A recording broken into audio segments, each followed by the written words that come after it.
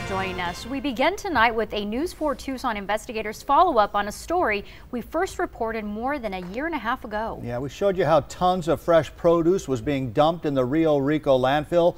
We have an update in tonight's Investigators report.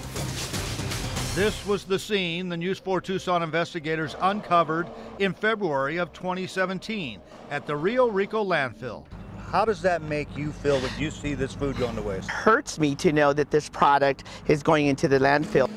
And with so many hungry people in southern Arizona, the News 4 Tucson Investigators wanted to know why were so many boxes of nutritious produce being plowed under. Sometimes the market can't accept it, the food bank is full because of oversupply, and the only economic thing to do is to dump it.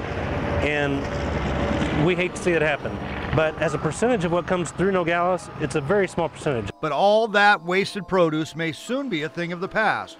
University of Arizona Compost Cats have launched a new compost center in Rio Rico, where workers will sort produce to try and reduce the amount that ends up in the landfill. And so they're actually working as well to help salvage anything that can be edible, provide that to us, and then anything else can be composted instead of going to a landfill. The Mariposa Port of Entry in Nogales is the largest in the country for produce imports from Mexico.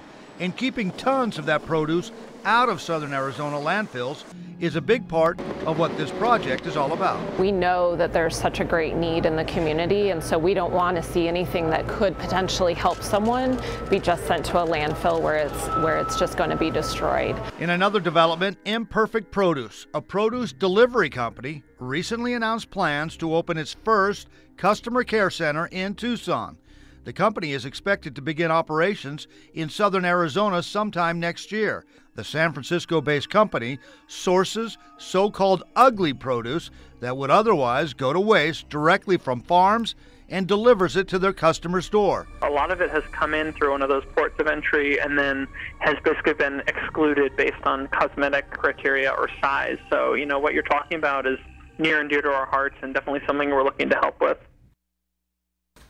And if you have something you would like the News 4 Tucson Investigators to look into, email us at investigators@kvoa.com, or you can call the News 4 Tucson Investigators tip line 955-4444.